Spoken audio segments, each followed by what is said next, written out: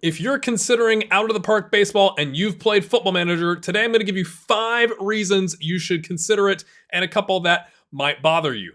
Now I'm coming at this from playing Football Manager since FM 16/17, and this is my first time playing out of the park baseball. I am playing on out of the park baseball, or OOTP 26. The next edition of the game comes out in March, and after the disappointing launch of FM 26, I decided, yeah, let's give this a shot. It was like $10 on a Steam sale over the holiday period, and I'll tell you, just like FM grabbed me at the very beginning, out of the park baseball has sucked me in like no game has ever before.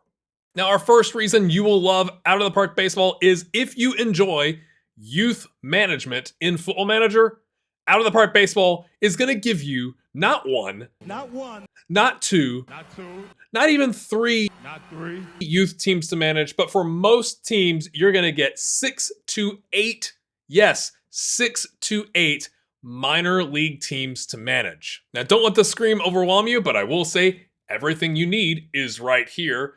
FM 26 has something to learn. And I'm not going to go super deep in all the details here, but essentially in Major League Baseball, you've got the main team. In my case, it is the Chicago Cubs. And then underneath that are the minor leagues, which I guess in the footballing world would be like separate clubs, except for like your under 21s and under 18s. In baseball, these are all owned by one team. So we have the Iowa Cubs, which is our AAA affiliate, which is essentially the folks that are just on the cusp of becoming Major League Baseball players. So the AAA is the closest to the MLB. Hold on tight. Below that in Knoxville is the AA team, the Knoxville Smokies. Then the South Bend Cubs are the A+ team, which is different than the Myrtle Beach Pelicans, which is the A-League team. But essentially, these are almost equivalent. A+ plays a little bit longer and is ever so slightly better. Then you've got, in our case with the Cubs, you've got 3 rookie teams, really. So you've got the Chicago ACL Cubs, which is in the Arizona Complex League, which is kind of like the rookie league out in Arizona, as you might have guessed. And then we have 2 teams in the Dominican Republic and an international complex. So again, I'm not trying to overwhelm you. The international complex is when your scouting director goes out and finds potentially good players and just drops them in. They're not really playing as a team. Everybody else on this screen is playing baseball. They're not necessarily playing 162 games a year like you do in MLB, but this is the development leagues, and you can move players up and down throughout the leagues whenever you want. Okay, technically not whenever you want, but contracts, we're not going into contracts in baseball today. That we're focusing on this as a fun game. So if you enjoy managing youth prospects and you like going in and seeing how they're performing with their clubs and then moving them around, you don't just have a chance to move somebody from the under 18s to your reserves and then to your first team. You've got it to where you can move them up through the ranks. And also you can trade them. Okay, we're not going into trades because in other professions, you actually have the right to refuse and like pick where you work. In baseball and other American sports, the club owns your contract. And if you want to play, like they can sell you without you having an option. Unless you built it into your... Okay, we're not going into that. The second reason you're going to love Out of the Park Baseball is if you like data, if you are the data analysis nutcase in Football Manager, this is the game for you. You've been playing the wrong game. Baseball is nothing but statistics. This is the pitching stats 1 set of data. Like, I didn't have to build this. This is baked into the game, and it's overwhelming to me. Don't worry, there's a pitching stats 2. There's pitching potential ratings. You can see how your pitchers rate on individual pitches and what their potential is on those pitches. And if that's not enough because, well, you're just so crazy about data, you can also in-game easily filter, do your pitchers do better against left-handed hitters or right-handed hitters on the home, on the road, in the last week, the last 2 years, the last January. You can pick all the things, and then you can split those things even further. You can like filter upon filter upon filter your data. And currently I have it set to MLB, but you can do it for their entire career, and you can do this for every player. And that's just on pitching. Let's go to the batters. You can do the same thing there. There's batting stats 1, there's batting stats 2, there's batting potential, there's batting ratings. So it's essentially like the current ability versus the potential ability. And you can do the same thing. If I go to batting stats 1, I can split and say against left-handed pitchers, who are my best hitters? And currently it is Matt Shaw, who's hitting a 1.002 OPS against left-handers. That's pretty freaking good. And I know what you're thinking. You're like, gee, that's not nearly enough data for me. I hear you. You're so crazy. You want to take this and go, okay, who is my best hitter in high leverage situations, which is like, we need to score and we've got runners on base. Or how about if I've got a runner on second and third and I'm looking at subbing in somebody against a right-hander, or on the road, I can only pick one or the other. Oh, woe is me. Who should I bring in? Well, it turns out if I have one of these guys available, I should probably bring one of them in because batting 600. Now that's only 5 at bats, but that means he's gotten a hit in 3 out of 5 at bats in that specific situation. And you go, that's not enough for me. I want to know if it's on the road or I want to dig in. You can take all of this data and you can write it to a CSV and export it to an Excel spreadsheet or a Google sheet so you can do all sorts of data manipulation because you're crazy. And yes, clearly this is because baseball has nothing but statistics, whereas in the world of football, you've got XG and XGA, and we're just getting there around the statistics because football is a fluid game with very few stoppages, unless you're Brentford. Whereas baseball is a game of this pitcher against this hitter in this specific situation, and there's statistics all over the place. So you don't have to go that far if you're like, I was considering buying this game, but now I'm overwhelmed. You don't even have to do all of that. But if you are a data nerd, you've got the option in the game. I kind of can't believe it lets you export it to a CSV to manipulate it in a spreadsheet. That's crazy. But maybe that's not you. Maybe you're wanting to try something else out, but you really love director of football saves in Football Manager. Well, guess what? Out of the Park Baseball has a GM, as in general manager, or AKA director of baseball, if you will, mode. You don't have to force it to happen in the game. You don't have to set up a separate manager and just ignore them and vacation the game. It's literally baked into the game where you only take on the general manager duties, which is things like contract extensions, trading players, etc., signing of staff, and then you delegate the playing of the games to the staff. I don't do anything right now, and that's exactly how I started playing, because just like in football, there are different tactics for different situations in the game of baseball that I don't know because I haven't been a baseball nerd for most of my life. So do I want to shift my infield? Do I want to have him in to collect up a potential bunt? I have no idea. So I thought to introduce myself to the game, I would be the GM. We have Craig Counsell. He's the current Cubs manager in real life, and we've kept him on. And he takes care of everything else, which is really nice because it allows you to focus on learning just a couple aspects of the game at a time. And I have watched, yes, my friends, in my save here, it is September 8th of 2026. I have watched every game thus far this year because it helps you learn, oh, that's what's happening there. That makes sense. And if you're thinking, I don't want to have to watch every game, it takes a long time. Yes, it does. You don't have to worry about that. You can just choose to fast forward through the games. I just want to walk you one way of going through that. I'm about to start this game. We're playing the Yankees. Here's our entire lineup. Isn't it nice that you can see all the stats? All the key stats that you'd want to see about all the players. It even tells you who potentially has better players. How are the Cubs better than the Yankees? That's what teenager me is asking right now, but we'll ignore 1998 through 2000. So as I start the game here, you can see it's got the camera swinging around.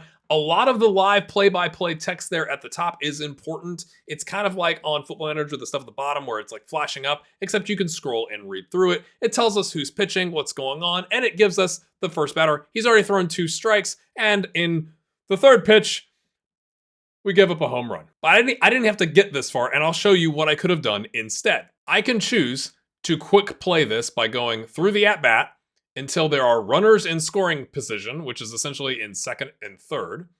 I can go to the next half inning. I don't care if the Yankees score. I want to see our batters. A half inning takes it to where now we are switching who's on offense and defense. Or I could just simulate the entire game.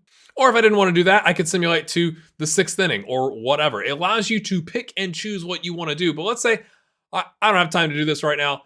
It's at the end of the season. We're definitely in the playoffs. I'm just going to simulate the entire game. Are you sure? Yeah. And now, not only does it simulate the entire game, now it's generated stats for every player.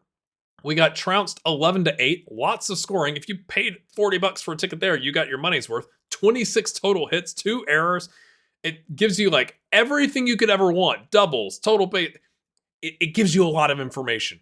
And then we can leave the game. It's that easy. And again, if you didn't want to go into every game, you don't have to do that. You could literally just say autoplay until the next game or next week or whatever, because you're focused on being more that hands-off GM. You just want to build the squad and sign contracts and scout players. There's a way to do it in the game. It's baked in. The fourth reason you're going to love Out of the Park Baseball is it is incredibly customizable. And I will say almost to the point of being overwhelming, but that's okay because it has defaults that you can leave in place. Let's just look at the settings section. It's got different skins baked right in. You can do full screen or windowed. You can show player awards in profile or not, player rating bar. Like, there are different ways. Like, if you hate doing the star rating system, let's take Michael Bush here. He's a 3-star with 3-star potential.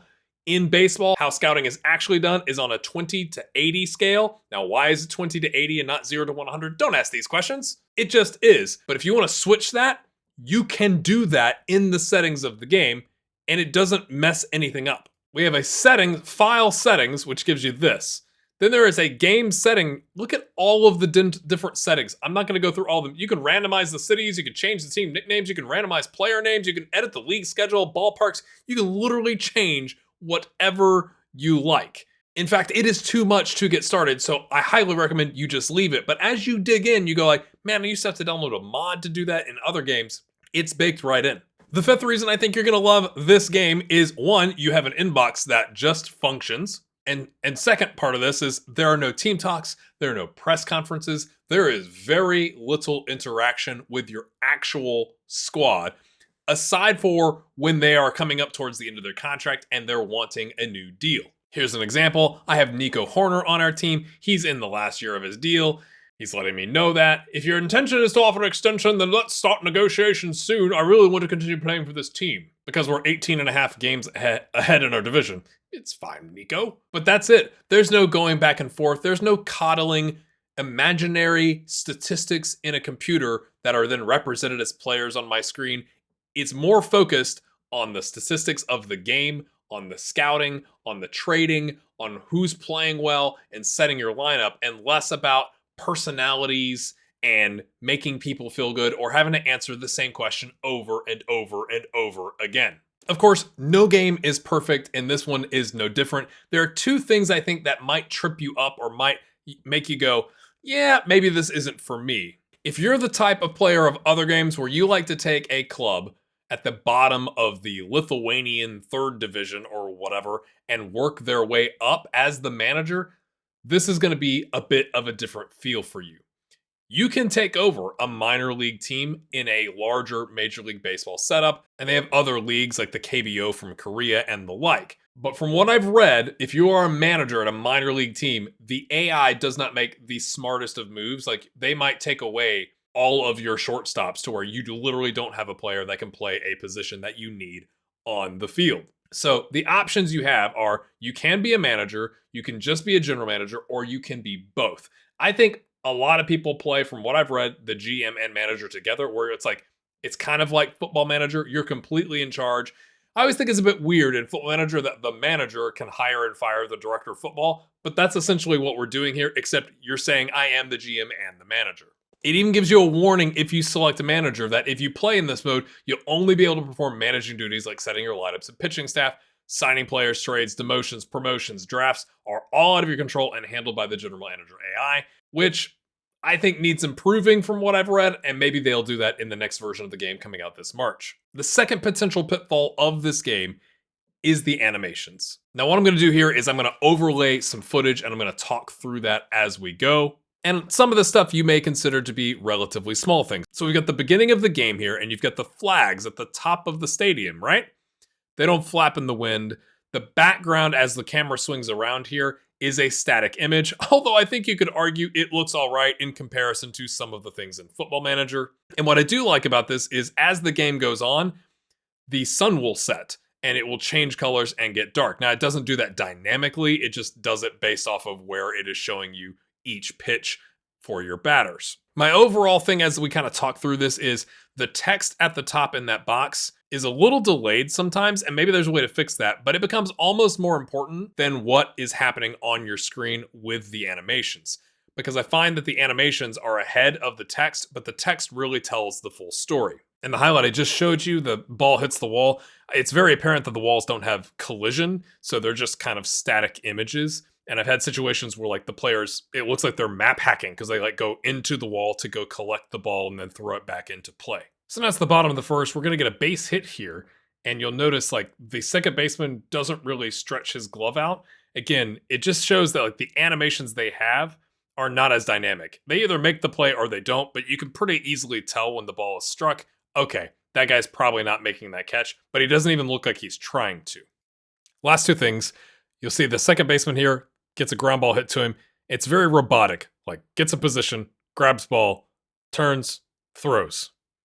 And then I find these funny is whenever there's an infield pop-up, you'll have a player get under the ball and another teammate come back him up, but then the backup teammate will jump in the air. In this situation, we have two guys just randomly jumping in the air. So it kind of depends on who you are as a player. If those things are going to highly annoy you and you go like, gosh, they don't have better motion capture or things like that, then this probably isn't the game for you.